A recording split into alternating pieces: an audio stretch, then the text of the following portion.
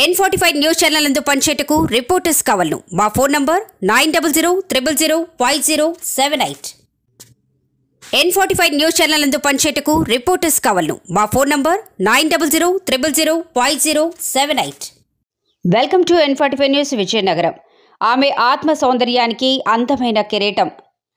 జిల్లాలో చీపురుపల్లి మండలం చీపురుపల్లి పట్టణానికి చెందిన భాగ్యలక్ష్మికి అరుదైన అవార్డు దక్కింది. జాతీయ స్థాయిలో గుర్తింపు లభించనుంది. ఒక సామాన్య కుటుంబంలో జన్మించిన ఆమె తండ్రి వెంకట్రావు వృత్తిరీత్యా ఫోటోగ్రాఫర్.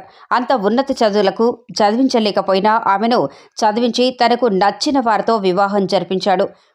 భాగ్యలక్ష్మి జీవితంలో తనకు ఏదైనా గుర్తింపు లభించే రంగంలో రాణించాలని అనుకున్నారు. అయితే వివాహమైన భర్తను తన లక్ష్యం వివరించింది. ఇంతలో 2022లో ఉత్తరాంధ్ర అందాల పోటీలు విశాఖలో జరగనున్నాయని తెలిసి దానికి దరఖాస్తు చేశారు. దానిలో మిసెస్ ఉత్తరాంధ్రగా ఎంపికయ్యారు. ఇక తన ఆశయానికి ఒక వేదిక దొరికిందని భావించారు. 2023లో ఉమ్మడి తెలుగు రాష్ట్ర స్థాయిలో హైదరాబాద్ నవోటల్లో అందాల పోటీలు నిర్వహించారు. దానిలో పాల్గొన్న ఆమె ఎందరో పోటీదారులను తలదన్ని ఆంధ్రప్రదేశ్ విజేతగా నిలిచారు. ఆ 2 కిరీటాలు ఆమెకు దేశ రాజధాని ఢిల్లీలో ఈ ఏడాది మార్చిలో జరగనున్న మిసెస్ ఇండియా పోటీల్లో పాల్గొనే అర్హత సాధించి పెట్టాయి.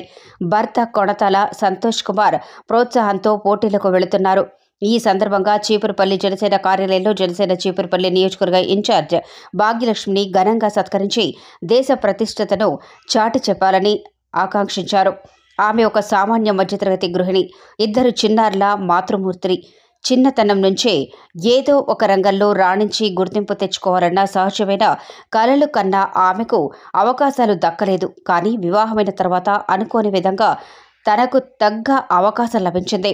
చాలా సుకుమారంగా పెరిగిన చురుకైన ఆమె పోతపోసిన మైనపు బొమ్మలా ఉంటుంది. అదే ఆమెకు భగవంతుడిచ్చిన బహుమానంగా భావించింది. అవకాశాన్ని అందిపుచ్చుకొని రాష్ట్రపతి ద్రౌపది ముర్ము అభినందనలు దక్కించుకుంది. వివరాలకు వెళ్తే జిల్లాలో చీపురుపల్లి మండలం చీపురుపల్లి పట్టణానికి చెందిన భాగ్యలక్ష్మికి అరుదైన గౌరవం దక్కింది. జాతీయ స్థాయిలో గుర్తింపు లభించనుంది. ఒక సామాన్య కుటుంబంలో జన్మించింది. ఆమె తండ్రి వెంకట్రావు వృత్తిరీత్యా ఫోటోగ్రాఫర్. ఉన్నత చదువుకు సాగలేకపోయినా ఆమెను డిగ్రీ వరకు చదివించి తనకు నచ్చిన వారితో వివాహం జరిపించాడు. భర్తకు తన లక్ష్యం వివరించింది. ఇంతలో 2022లో ఉత్తరాంధ్ర ఆంధ్ర పోటీలో విశాఖలో జరగనున్నాయని తెలిసి దానికి దరఖాస్తు చేశారు. దానిలో మిసెస్ ఉత్తరాంధ్రగా ఎంపికయ్యారు. ఇక తన ఆశయానికి ఒక వేదిక దొరికిందని భావించారు. 2023లో ఉమ్మడి తెలంగాణ రాష్ట్ర స్థాయిలో హైదరాబాద్ నోవోటల్లో అందాల పోటీలు నిర్వహించారు. దానిలో పాల్గొన్న ఆమె 800 మంది పోటీదారులను తలదన్ని ఆంధ్రప్రదేశ్ విజేతగా నిలిచారు. ఆ 2 కిరీటాలు ఆమెకు దేశ రాజధాని ఢిల్లీలో ఈ ఏడాది మార్చిలో జరగనున్న మిసెస్ ఇండియా పోటీల్లో పాల్గొనే అర్హత సాధించి పెట్టాయి. భర్త కొణతాల సంతోష్ కుమార్ ప్రోత్సాహంతో పోటీలకు వెళుతున్నారు.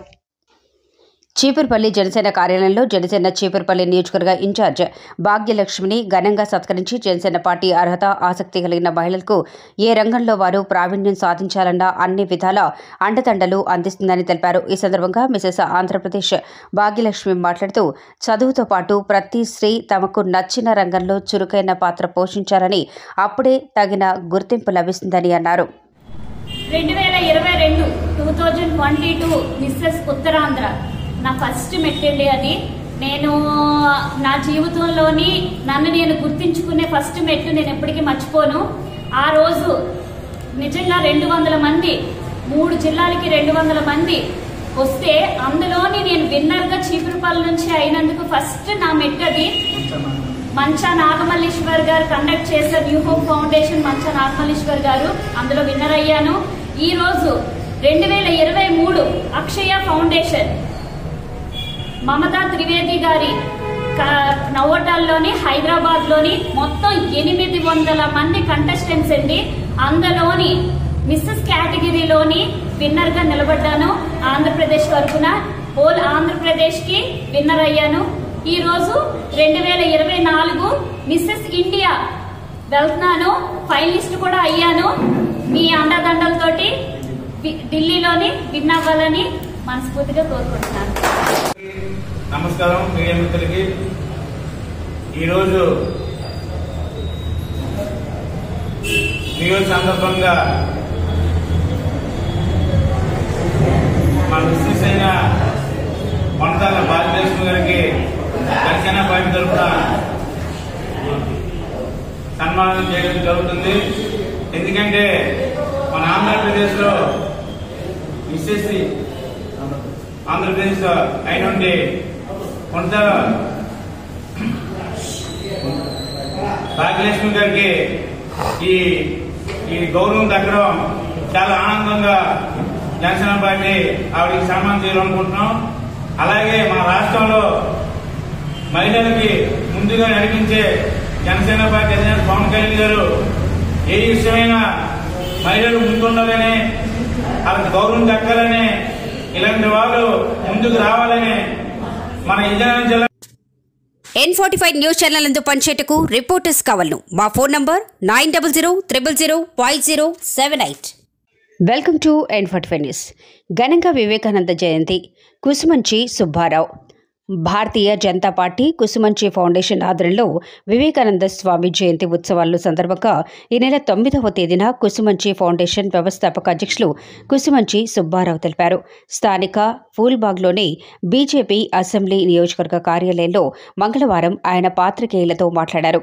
ఈ సందర్భంగా అసెంబ్లీ నియోజకవర్గ పరిధిలో చదరంగం పోటీలను వివిధ కేటగిరీల్లో నిర్వహించి విజేతలకు బహుమతులు అందజేస్తామని తెలిపారు. ఇందులో దివ్యాంగులకు, సీనియర్ సిటిజన్లకు, అలాగే పాత్రికేయులకు కూడా గౌరవ సత్కారాలుంటాయన్నారు. అలాగే లెప్రసీ కాలనీలో 60 కుటుంబాలకు నూతన వస్త్రాల పంపిణీ ఉంటుందని తెలియజేశారు. తదుపరి ఈ నెల 22వ తేదీన అయోధ్య రామ మందిరంలో విగ్రహ ప్రతిష్ఠ సందర్భంగా స్థానికంగా రాముని జ్యోతి ప్రజ్వలన కార్యక్రమం, దీపావళి సంబరాలు చేస్తామన్నారు.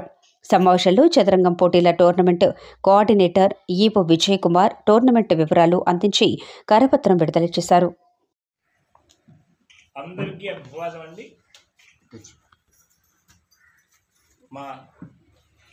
ఈ కార్యాలయం విజయనగరం అసెంబ్లీ కార్యాలయంతో పాటుగా కుసుమంచి ఫౌండేషన్ అనే 2 నామధేయంతో ఇక్కడ ఏర్పాటు చేయడం జరిగింది. ఈ కార్యాలయంలో ప్రప్రథమంగా ఇక్కడ ప్రెస్ మీట్ పడినదే ప్రారంభం. ఇందులో ఈ సంవత్సరం నూతన సంవత్సరం సందర్భంగా కుసుమంచి ఫౌండేషన్ ఆధ్వర్యంలో చెస్ కాంపిటీషన్ పెడుతున్నాం. Vizianagaram chess championship. దాని మీద రేపు 9వ తేదీ నాడు సుమారు ఎంతమంది వస్తే పేర్లు వస్తున్నాయి, అందరితో కలిపి చెస్ కాంపిటీషన్ పెట్టి ఆ సాయంత్రం విన్నర్స్కి రన్నర్స్కి అందరికీ కూడా ఎవరికి ఇవ్వాలో ఆ రోజు బహుమతి ప్రదానం చేస్తూ, ఈ సందర్భంగా విజయనగరంలో పులిబాగ్ కాలనీలో ఒక లెప్రసీ కాలనీ ఉంది. ఆ లెప్రసీ కాలనీలో సుమారు 60 కుటుంబాలు ఉన్నాయి. వాళ్ళందరికీ కూడా సంక్రాంతి సందర్భంగా నూతన వస్త్రాలు, ఆడవాళ్ళు, మగవాళ్ళు, పిల్లలు అందరికీ ఫ్యామిలీ ప్యాక్ ఆ విధంగా ఇవ్వాలని నిర్ణయం తీసుకున్నాం. ఈ చెస్ కాంపిటీషన్లో మాకు ముఖ్యంగా ఈపి విజయ్ కుమార్ గారు, ఆయన సహకారంతో, అలాగే ధనలక్ష్మి అమ్మాయి, వాళ్ళ అమ్మాయి నేషనల్ సెలెక్ట్ అయింది చెస్లో, వీళ్ళ సహకారంతో ఈ కార్యక్రమం మేము, అలాగే మా సన్నీ గారు, వీళ్ళందరి సహకారంతో ఈ కార్యక్రమం ఏర్పాటు చేస్తాం. చాన్నాళ్ళు బట్టి అందరూ నాకు అడుగుతున్నారు, సుబ్బారావు ఎందుకంటే చదవడం మీద వేస్తారు, ఏదైనా చేస్తే అనుకోకుండా ఈ అవకాశం దొరికింది. ముఖ్యంగా మా భారతీయ జనతా పార్టీ ఆధ్వర్యంలో అవనివ్వండి, కుసుమంచి ఫౌండేషన్ ఆధ్వర్యంలో అవనివ్వండి, స్వామి వివేకానంద జయంతి వేడుక అద్భుతంగా మేము చేస్తున్నాం. ప్రతి సంవత్సరం చేస్తాం.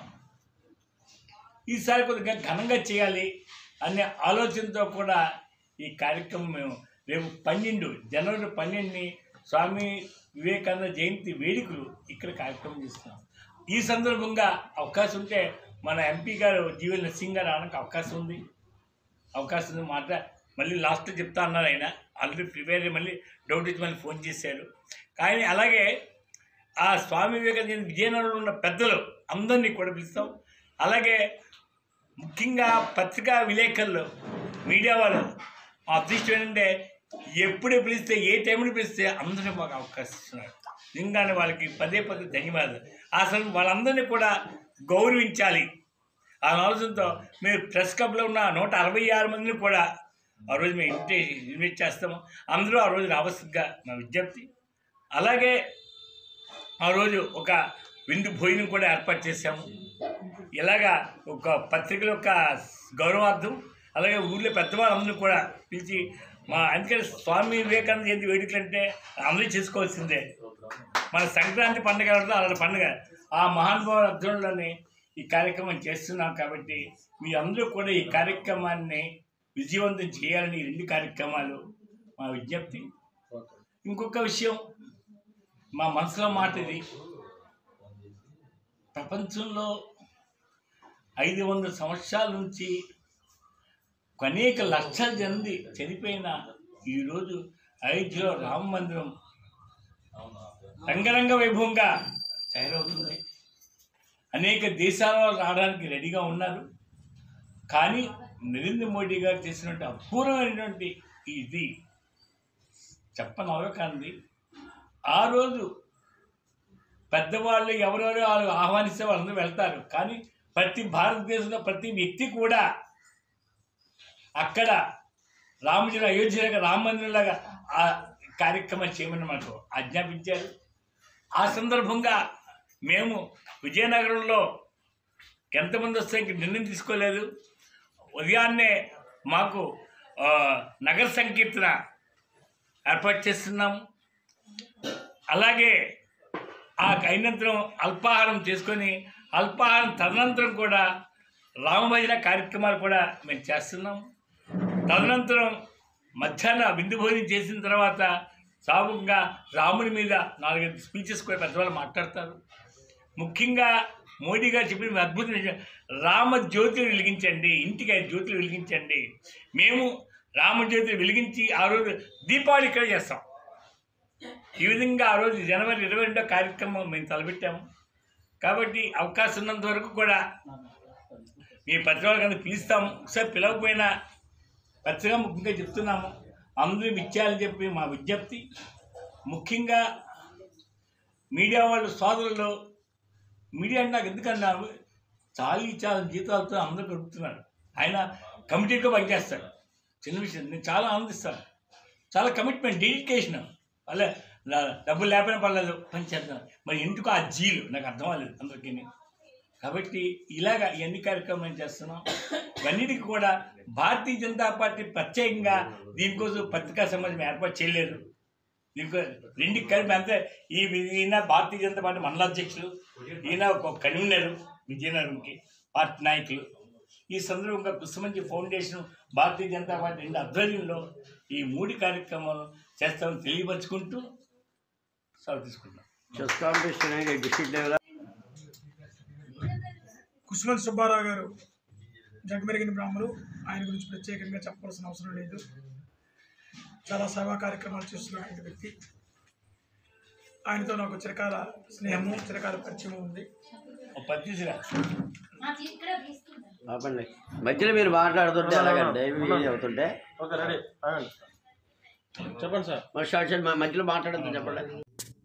N45 న్యూస్ ఛానల్ నందు పనిచేటకు రిపోర్టర్స్ కావాలను. మా phone number 9000005078. Welcome to N45 news. Assembly parliament ఎన్నికల వేళ ఆంధ్రప్రదేశ్ రాజకీయాల్లో కీలక పరిణామాలు చోటు చేసుకుంటున్నాయి. ఎన్నికలకు మరో 3 నెలల సమయం మాత్రమే ఉండటంతో ప్రధాన పార్టీలైన వైసీపీ, టీడీపీ, జనసేన అధికారమే లక్ష్యంగా పావులు కదుపుతున్నాయి. ఈ క్రమంలో ఆంధ్రప్రదేశ్ రాజకీయాల్లో మరో వార్త సంచలనం రేపుతోంది. వైఎస్ఆర్సీపీ చీఫ్ సీఎం జగన్ సోదరి షర్మిల ఏపీ కాంగ్రెస్ చీఫ్గా బాధ్యతలు తీసుకుంటున్నారని పొలిటికల్ సర్కిల్స్లో పెద్ద ఎత్తున ప్రచారం జరుగుతోంది. రాష్ట్ర విభజన అనంతరం ఏపీలో కనుమరుగైన కాంగ్రెస్ కర్ణాటక, తెలంగాణ అసెంబ్లీ ఎన్నికల విజయంతో ఆంధ్రప్రదేశ్పై ఫోకస్ పెట్టింది. గతంలో పాలించిన రాష్ట్రాల్లో మళ్లీ యాక్టివ్ అయ్యేందుకు హైకమాండ్ దృష్టి పెట్టింది. ఈ క్రమంలో కాంగ్రెస్ నేత దివంగత సీఎం వైఎస్ రాజశేఖర రెడ్డి కూతురు వైఎస్ షర్మిలకు రాష్ట్ర పార్టీ పగ్గాలు అప్పజెప్పాలని కాంగ్రెస్ హైకమాండ్ యోచిస్తోంది. షర్మిలకు రాష్ట్ర అధ్యక్ష బాధ్యతలు అప్పగిస్తే వైఎస్పై ఉన్న సానుభూతి, అభిమానం కలిసి వస్తాయని హైకమాండ్ ఆలోచన. అయితే మరో 2-3 రోజుల్లో షర్మిలను ఏపీ కాంగ్రెస్ చీఫ్గా ఏఐసీసీ నుండి అధికారిక ప్రకటనలు వెలువడుతున్నట్లు టాక్. ఈ క్రమంలో వైఎస్ షర్మిల ఢిల్లీ పర్యటన ఈ వార్తలకు మరింత బలం చేకూరుతోంది.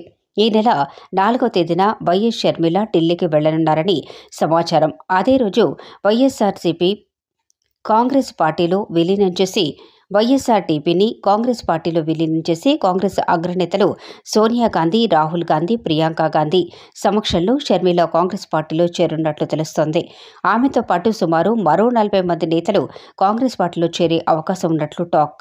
కాగా తెలంగాణ అసెంబ్లీ ఎన్నికల సమయంలో షర్మిల వైఎస్ఆర్సీపీని కాంగ్రెస్ పార్టీలో విలీనం చేయాలని ప్రయత్నం చేశారు. కానీ తెలంగాణ కాంగ్రెస్లోని ఓ వర్గం షర్మిల ఎంట్రీని అడ్డుకోవడంతో చివర్లో విలీనం ఆగిపోయింది. అయినప్పటికీ షర్మిల తెలంగాణ అసెంబ్లీ ఎన్నికల్లో పోటీ చేయకుండా కాంగ్రెస్కు మద్దతు తెలిపారు. అధికారంలోకి వచ్చాక ప్రభుత్వంతో షర్మిలకు కీలక పదవి ఇస్తారని వార్తలు వినిపిస్తున్నాయి. కానీ ఏపీలో మరికొన్ని నెలల్లో ఎన్నికలు ఉండటంతో ఆమె సేవలను అక్కడ వాడుకోవాలని హైకమాండ్ ప్లాన్ చేస్తోంది.